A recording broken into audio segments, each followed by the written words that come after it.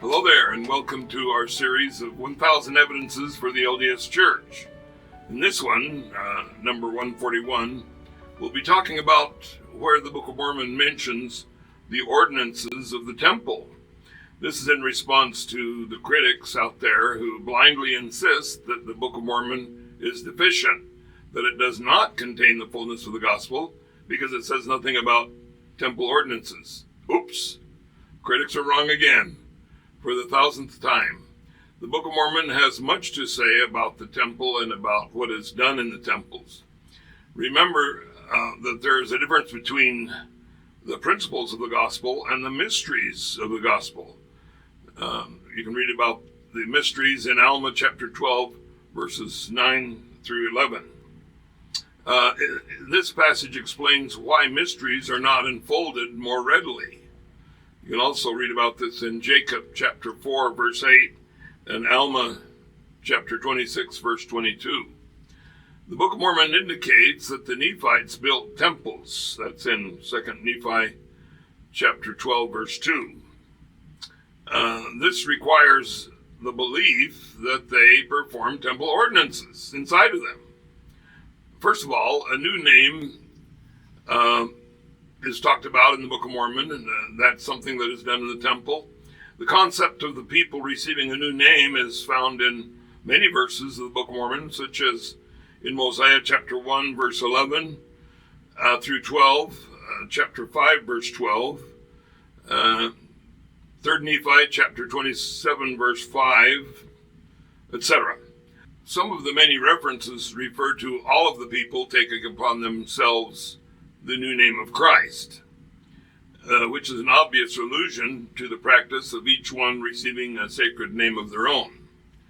The Book of Mormon speaks of washings, as does the Doctrine and Covenants.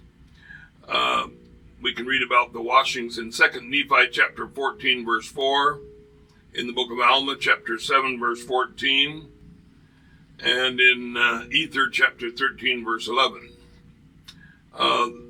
The Book of Mormon talks about the anointings that which are also done in the temple. In 2 Nephi chapter 20, verse 27, the Book of Mormon mentions robes of the temple. Nephi begged the Lord to encircle him with his robe, and since it is the Lord's robe, it is obviously very sacred. You can read about that in 2 Nephi chapter 4, verse 33, chapter 9, verse 14. The girdle or sash in 2 Nephi chapter 30, verse 11. The Book of Mormon talks about the creation as is done in the temple. The fall of Adam is taught in the Book of Mormon. The atonement is talked about in many places in the Book of Mormon. Prayer circles are mentioned in 3 Nephi chapter 17, verse 24, and chapter 19, verse 14. Repeating the words of the prayer. When all of the people prayed with one voice, they were obviously repeating the words of the prayer, as is done in LDS temples today. Sacred keywords and passwords.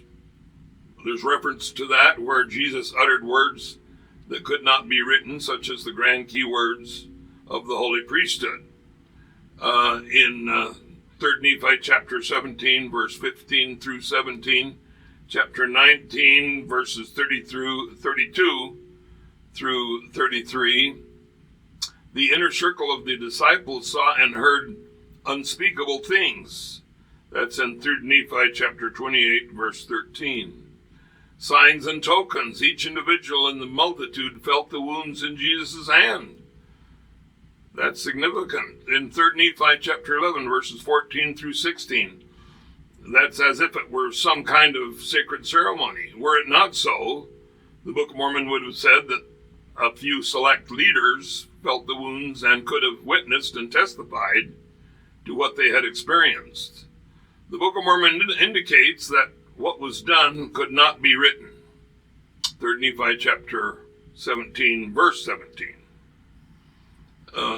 Mormon was forbidden to write about the greater things in 3 Nephi chapter 26, verse 11. It says, many of them saw and heard unspeakable things which are not lawful to be written. That's in 3 Nephi chapter 26, verse 18.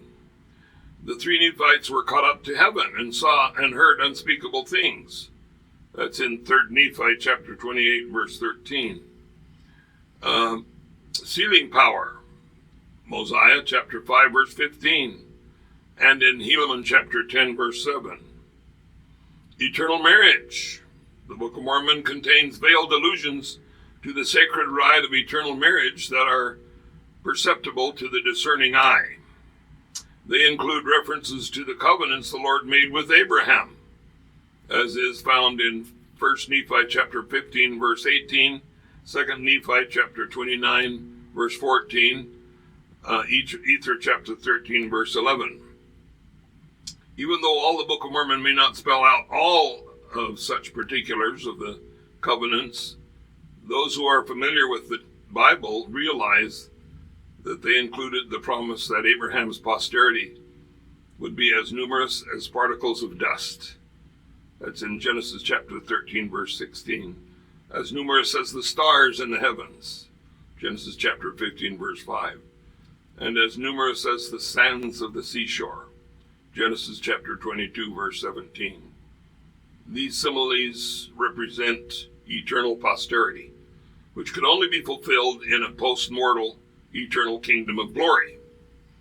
Populations of the earth are not endless or eternal. They have been numbered periodically and accounted for, such as in the census. Lehi's dissertation on opposition in all things, in 2 Nephi chapter 2, verse 11, must include the opposite but complementary union of male and female, and according to Lehi, his complementary balance must continue for eternity, so as not to destroy the eternal purposes of God. That's in 2 Nephi chapter 2, verse 12. Without such there is no God, according to 2 Nephi chapter 2, verse 13. The will of God is that children should live in families on earth, which is patterned after as it is in heaven. 3 Nephi chapter 13, verse 10. We could go on and on, but suffice it to say for now that the Book of Mormon is complete and that it contains the fullness of the gospel. We encourage all of you to read and study the Book of Mormon so that you can know and feel the truth of which it testifies. And remember, call, don't fall. Call on the Lord to verify the truth. Don't fall for the dark side, who thrive on lies and division.